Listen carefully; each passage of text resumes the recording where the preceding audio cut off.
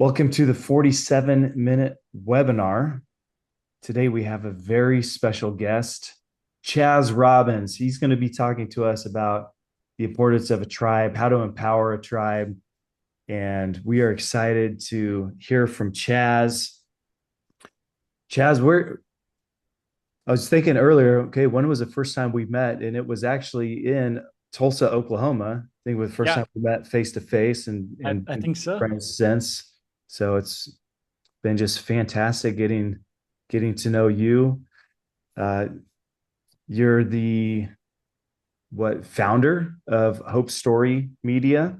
Mhm. Why don't you give us a quick introduction before you jump into your tribe presentation? But man, it's been a pleasure getting to know you. I'm sure Kent will say some nice words as well. But tell us a little bit about who you are before we jump into this idea of empowering a tribe.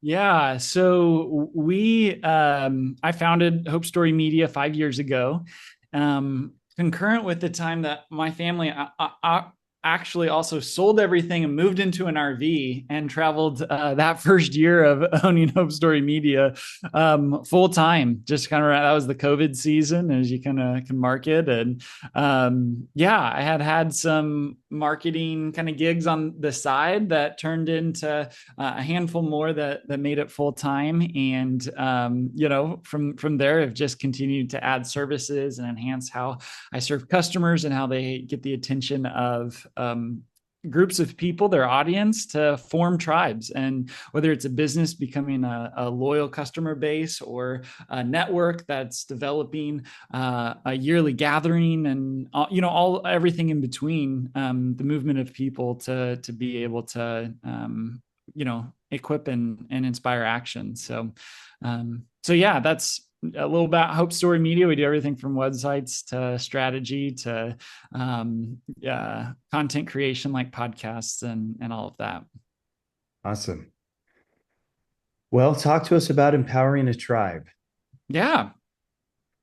So how to empower a tribe. Again, that's kind of that concept that I mentioned of, hey, man, we're all in whatever kind of organization that we represent and are leading, are looking to do something that requires more than just us. And that's where the concept of a team, is necessary. If you could do it yourself, you would just do it. But if you have a vision and a desire, a work, a cause that requires more than just you individually, you need in some way, shape, or form a tribe. And there's ways in the nonprofit advocate center. Obviously, sometimes you hire staff that be a part of that, but there's also always going to be this larger audience that I think when we put our perspective on to be able to say, what if it looked like in our communication, we didn't just talk in such a way that we are trying to motivate and to lead people to action, but we actually equipped them and leveraged them to do what they already want to do in a way that they are not just present and participants of whatever cause and work that we're doing, but they're actually champions. They're the ones going out and advocating for it, that they go the extra mile. That's going to take us the furthest in any organization we're doing. So why a tribe? Well, why is that important? Really, it comes down to the basic fact that our brains are social. The way we're constructed, we're organized, we have a social brain. And I could go through and tell you a bunch of brain facts here, like based on the body size of all animals. Human brains are 50% greater in size than the next closest animal, and we use that enhanced size of our brains primarily to connect and collaborate with other people in groups. That's evolutionary, much of the cause of why our brains are larger in that capacity. Also, our brains use the same regions to process physical pain and social rejection. So whether you break your leg or whether you're being rejected by a friend, in the brain, the same areas very much light up and impact us in similar ways. So, Jeremy, like just as your knee recovering from that, that's very much happening in the same place that a rejection would maybe triggered and light up. We've probably all heard the stat that loneliness poses health risks as deadly as smoking 15 cigarettes a day. That the social impact of our brains and our community around us is just simply that strong. And I could talk about more stats, or I could tell you about my niece Addie. This is little Addie. She was just over 2 at the time, and believe it or not, she's 16 now. So I guess that makes me old.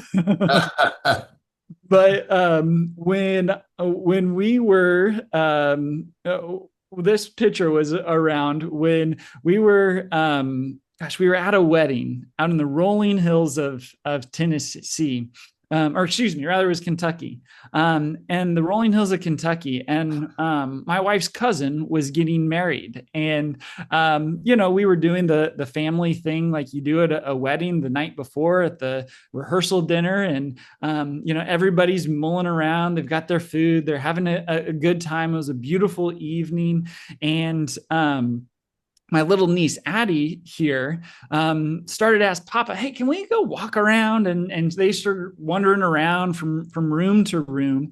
And as she was wandering around, they walk into this big barn filled with people, filled mostly of people she didn't know their name. She had no idea who they were. And little Addie looks around.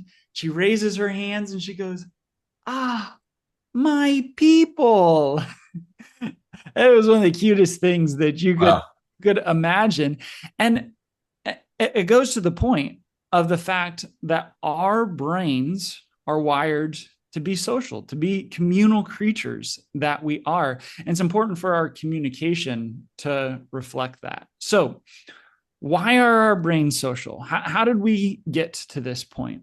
Well, I think the answer is simple. So we don't end up like this guy.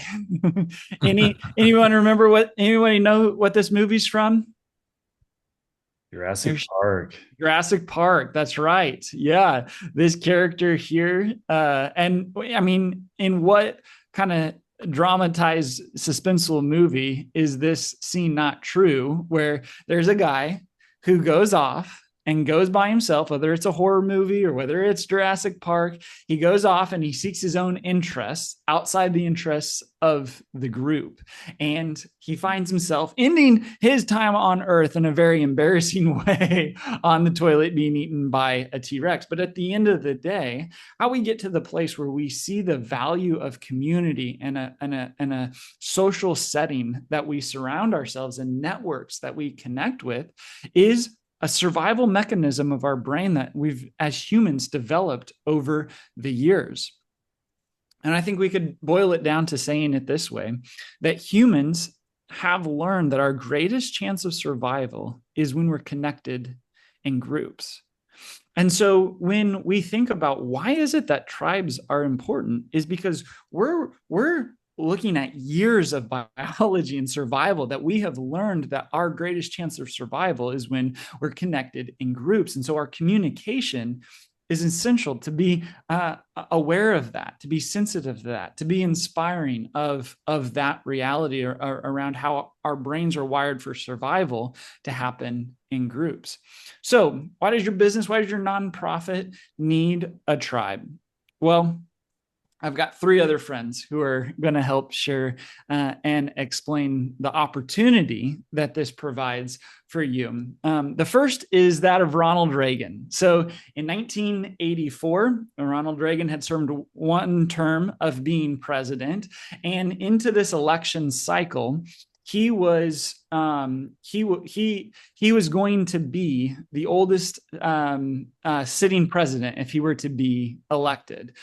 So he was the oldest presidential candidate that America had seen, and so there were some questions about his cognitive faculties, his ability to lead at that level at that age, and so his competitor obviously was using these means and mechanisms to try to discredit him. And so in that debate season and cycle, Ronald Reagan and his team very intentionally crafted a number of humorous statements that he was able to make to prove his mental capacity. And the one that by and far did the best, many of you maybe can recite it or know exactly where I'm going, is when asked directly about his age and if age would be an impact in being able to in this campaign and to become president, Ronald Reagan said this. He said, "I will not make age an issue of this campaign. I am not going to exploit for political purposes my opponent's youth and inexperience." So classic. Right? And just as you hear, we chuckled, and the crowd that was watching live laughed in a way that was able to be heard in the televised broadcast.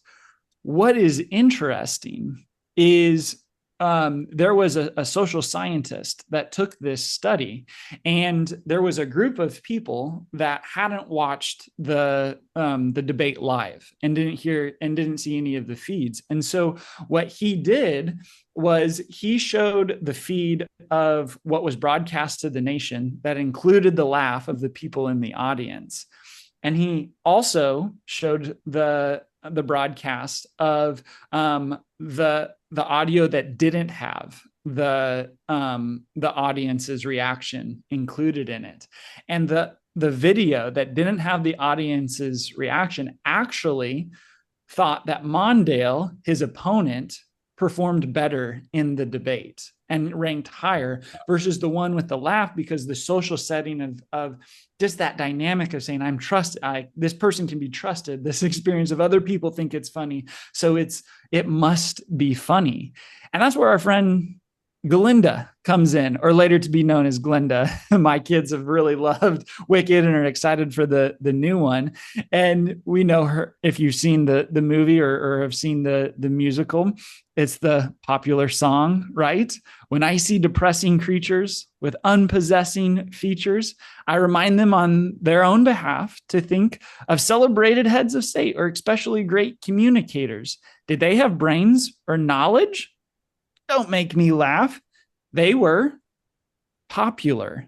And you know the movie, like that sentiment of popularity and the groupthink that happens, that is so available, is a very real reality of many times what perception looks like. And that's just how our brain is kind of wired, that perception often and clearly impacts reality. It impacts reality in powerful ways. I'm going to show you an illustration of that here next, which is this optical illusion, the Mueller-Lyer illusion.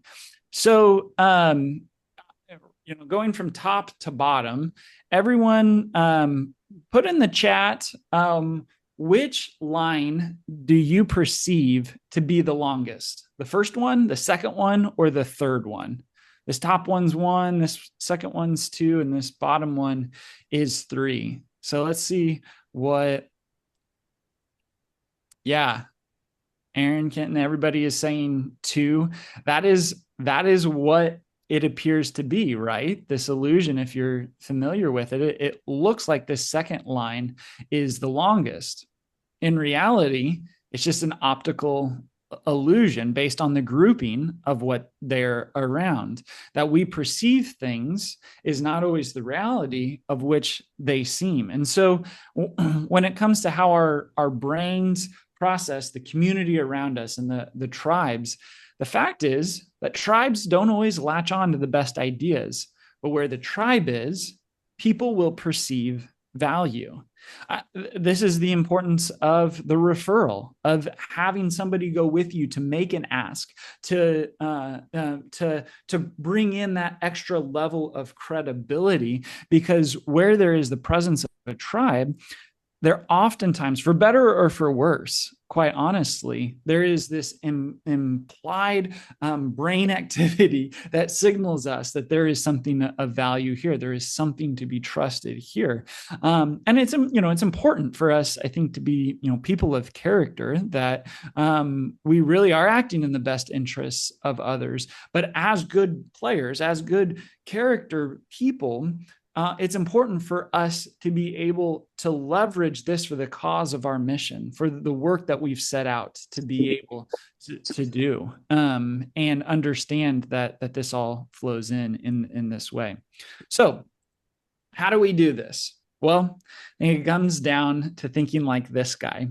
This is Jimmy Wales. And if you can see on the background of his page, he is the founder of Wikipedia, which I remember the beginning days of Wikipedia. And it was, in a lot of ways, it was a dumpster fire. Like, people just put whatever they want on there. And like, there was in school, like, you couldn't trust it if it was on Wikipedia. Yet over time, Jimmy trusted his idea, and he followed a three-prong approach of being able to bring people together, give them a place to connect, that cared about sharing the collective information of humanity online. And having a common problem that we are worse off when we lack information, and then he gave people a means to be able to leverage that, to leverage their willingness to face that problem collectively. And so they started to get to work and fact check and be able to improve one another's content that may be misleading or inaccurate or untrue, and being able to connect it to sources. And then what we have there is this flywheel of then being able to motivate them again. Imagine what it would be like to have all of this connected.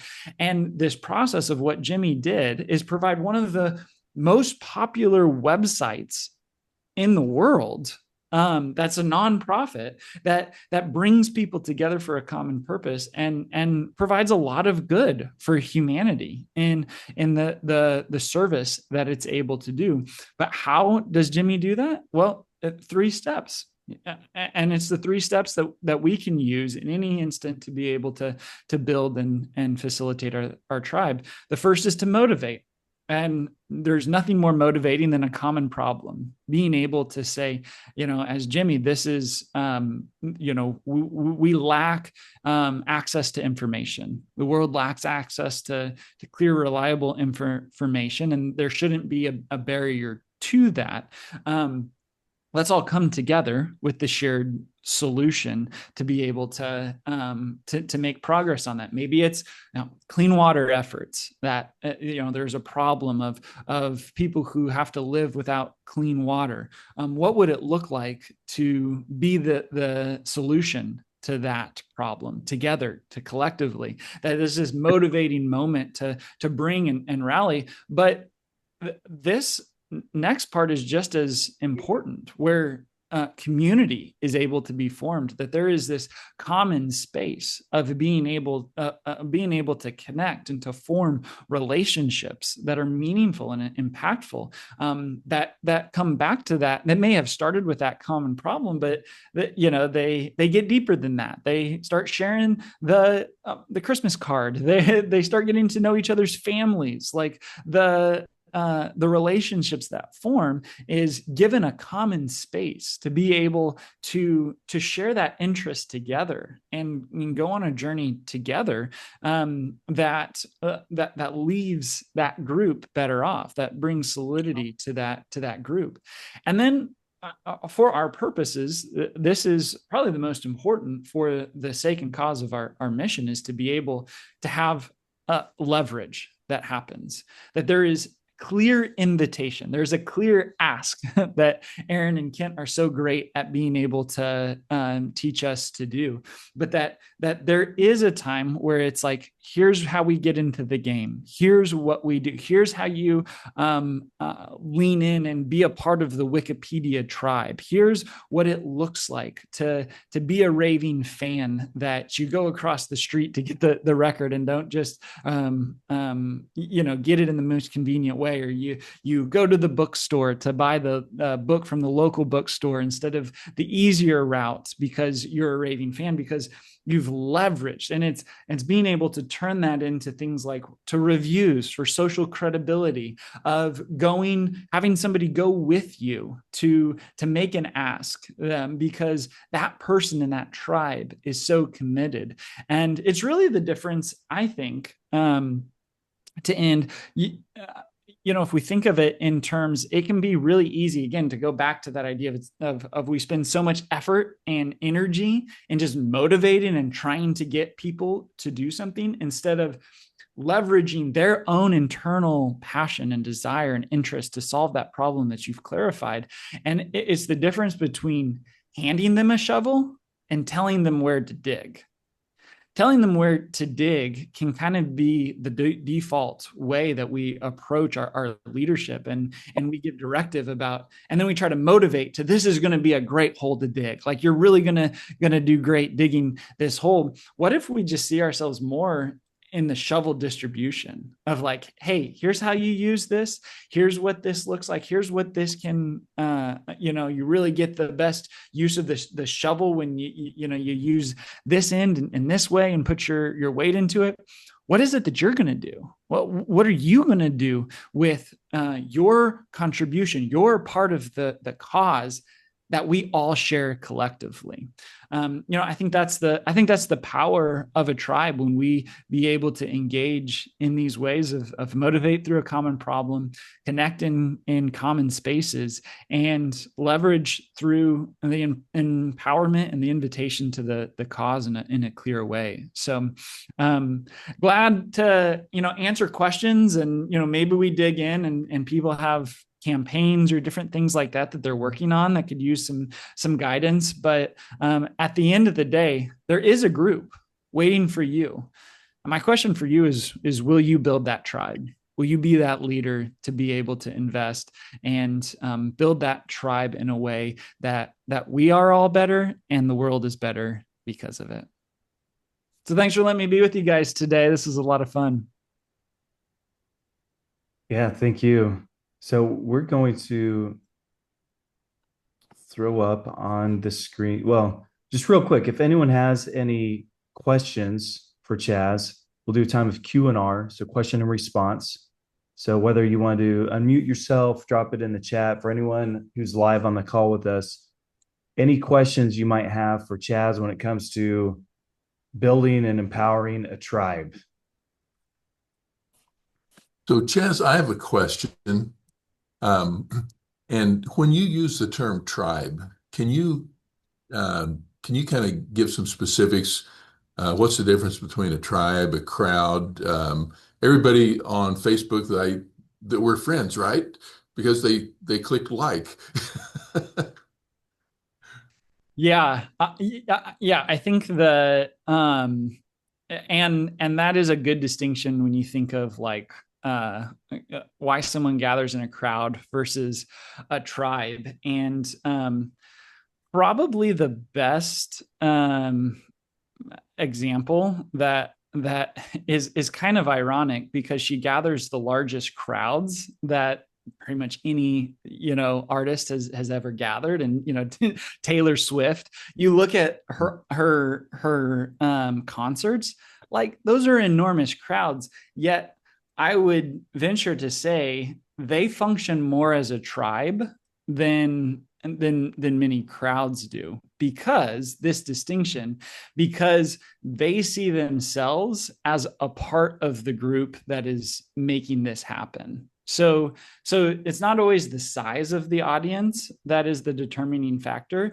It is their level of unwillingness of participating in the story that's being played out in that group. So, you see the participation and the being able to share the Swifty friendship bracelets, and even how Taylor does her concerts of like, we're in this together, like we're going on this journey. And very much, I don't know that it so much as the volume of the audience, but the degree to which somebody is willing to participate is what marks them, I think, moves them from the crowd to the audience, and or excuse me, from the crowd to the tribe.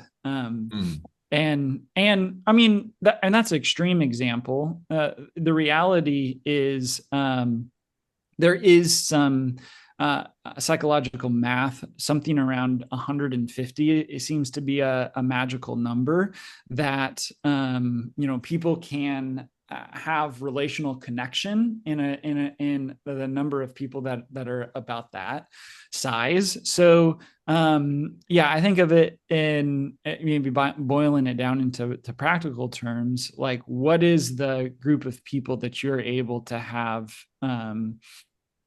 communication with and facilitate a relationship with, that really does feel like a relationship and not just a transactional sort of experience. Thank you. That's really helpful. Hi, Chaz. It's Nakia. Thank you for this. Can I add to that a little bit? Yeah. When you look at historically, with some cultures that had tribes, a lot of it was based on survival and the need to, draw from each other. Also, levels of protection. There are shared responsibilities. And when you think about culturally, just collective wisdom that was passed down from generation to generation. And it was also a need to feel like you belong. And I think what we're seeing nowadays is when we're saying, oh, I'm building my tribe, it's really going back to those same, needs. We're finding more and more that we need to feel like we belong. We need to feel like we can connect with individuals that share the same values that we have. I think we kind of went through an era and time where, okay, I can do this on my own, and we're quickly finding that we cannot. And so to me, the difference between, when someone just, if it's just crowding or grouping up, hey, I'm here for a moment. That was great. See you next time. But now we're finding out that we need more, especially, in this day and age. So I think we're seeing like a return to the historical needs of being connected in ways that we probably haven't seen before. Agreed. Yeah. Chaz, I have a question. Are you able to throw up your slide that had the motivate, connect, leverage circle on it? Yeah. So as I was looking at that,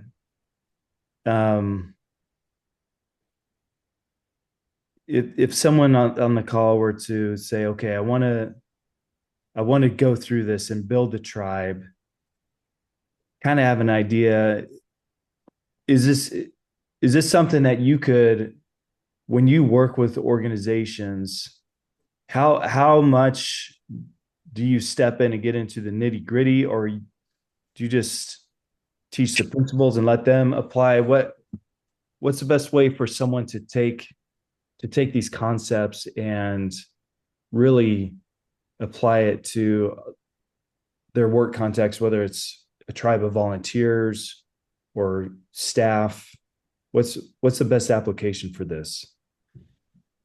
Yeah, well, I think depending on the size of the organization, it always has to start internally before it can be felt externally. So if there's not the presence of a of being connected in, tribe sort of work, you got to start there. So I think, anything like this, I'm always willing to be there to help guide and bring about the community that in your heart and your mission is necessary to accomplish what you desire to set out. And so sometimes it's helpful to get guidance on the outside. And so I'm able to come in and provide any guidance, in that regard. But I think what it always has to look like, again, is starting from the inside out and making sure you're aligned in these elements on the inside. And then is there things like intentionality and openness to be able for it to naturally flow in the people who are most responsible for extending the tribe or facilitating that that communal experience in the different expressions of the organization, whether it's in student groups or whether it's in volunteer teams, or whether it's in just the donor communication. Like, I mean, all of those things are communication opportunities that is an opportunity to further build a tribe. Got it. And go to the next slide one more time. If people are wanting to get a hold of you, or two slides there, you could scan there. Got your phone number. Just send you a text or email. Yeah, that would be great. Right? Would be glad to connect. Okay. Good. Let's why don't we ask everyone what their top takeaway is? So in the chat, or if you want to unmute yourself, think through, is there one takeaway that you got today when you think of building and empowering your tribe? Feel free to drop that in the chat. We like to see this real life application.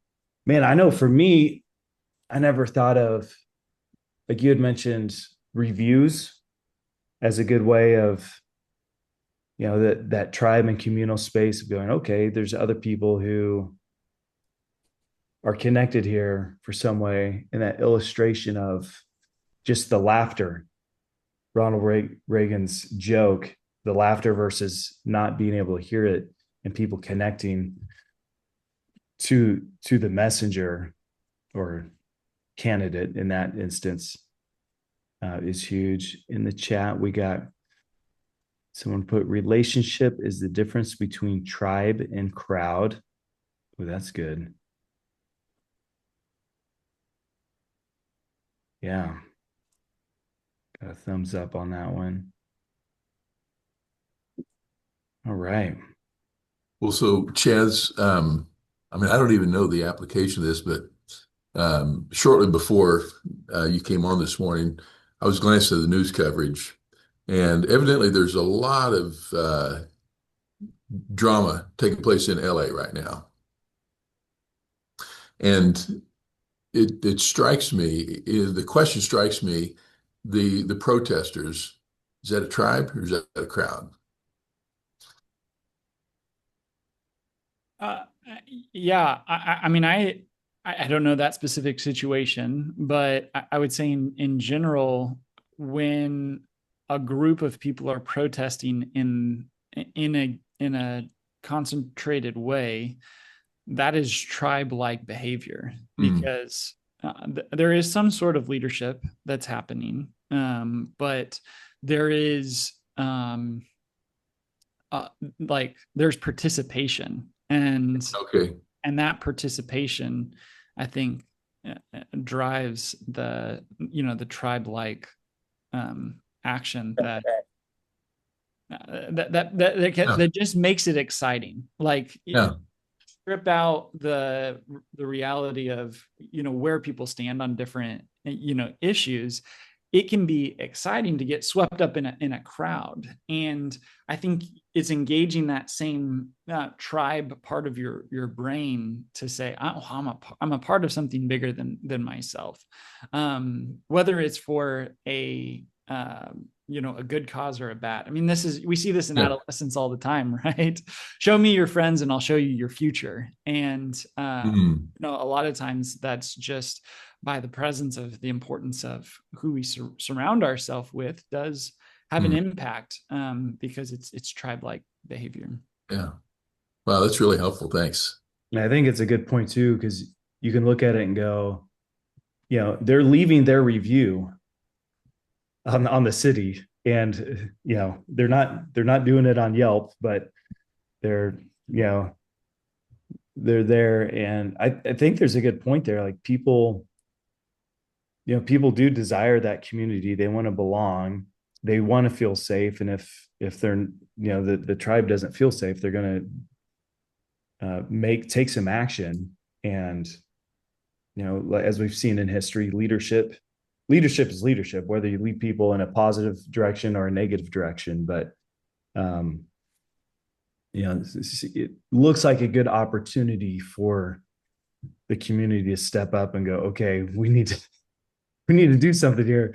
Maybe build the leadership in a positive direction instead of negative direction. There's some great comments there in the chat as well. The power of relationships. Someone saying, I think it's both tribe for them, but looks like a crowd to onlookers. That's a good way to say it. Together collectively in an organized way with shared values for the need to protect something would fit the description of a tribe. It could be temporary or long lasting. Yeah. And I think, it's a good reminder too, for us that are in a leadership position. If we neglect the tribe's still going to exist, but we may get outvoted or stoned, rocks thrown at us if the leadership doesn't do diligent with how we're leading the tribe. So lots of good application there.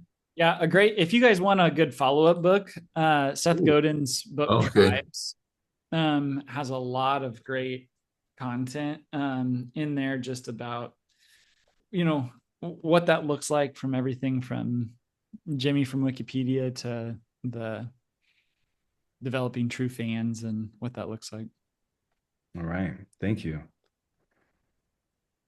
It's your own recommendation, which is valuable. Okay. Hey, I want to just highlight a couple things that are coming up real quick.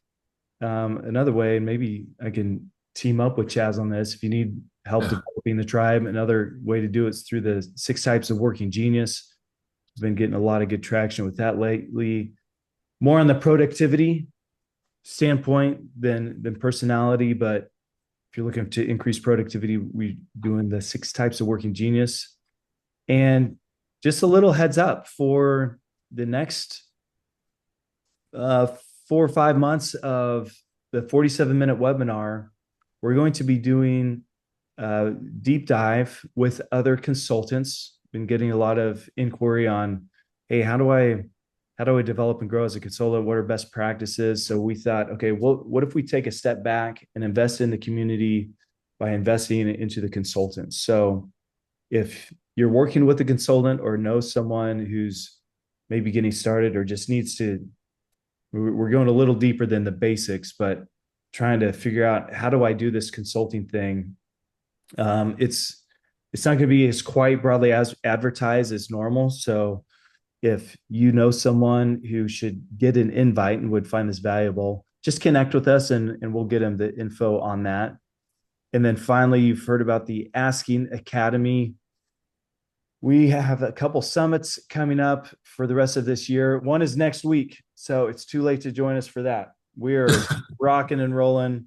We got one next week, but the following one, which if you want to attend in October, we should probably start talking now, but we do have a Asking Academy Summit coming up in 2025. The Asking Academy is, just to summarize it, the best major gift solicitation training in the world. Great for nonprofit organizations to bring their fundraising team to. And that's where Chaz and I first met. So Chaz has the experience, so I don't need to promote it. If you want to hear more about it, talk to Chaz. He has been there and he can speak to it firsthand. But those You are just should go. It's things, worth your time.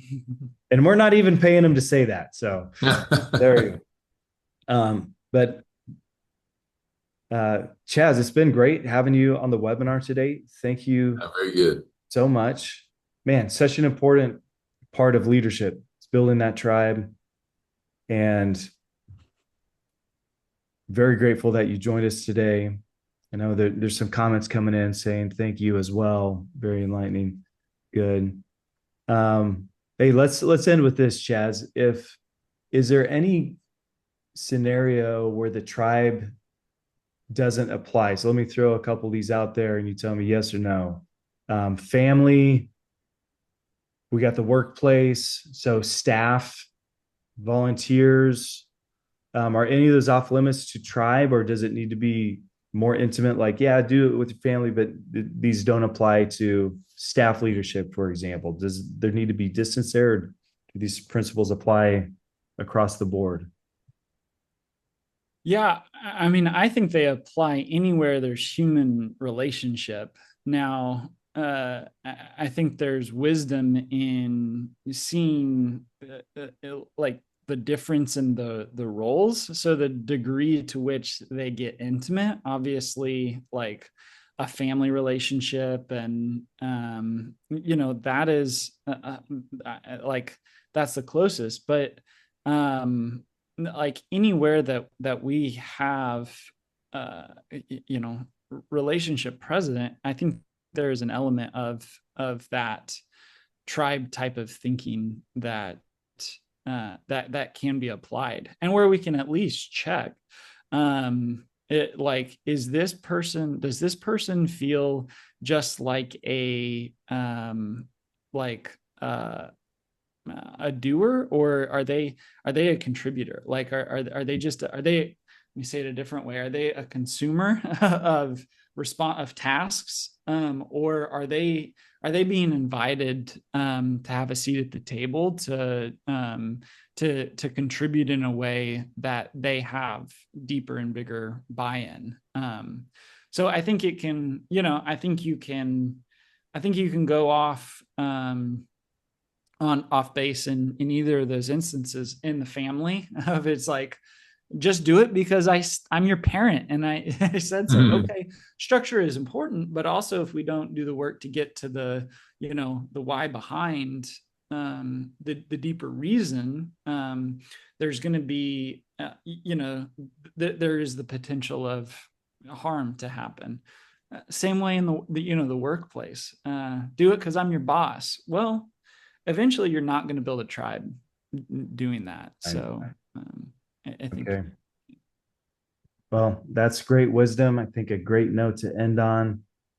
Thank you so much. Hey, I appreciate you guys. Thanks for personal the opportunity. standpoint, I've had the fortune of working with organizations that Chaz has worked with as well, and the work you're doing out there is fantastic, making a huge impact.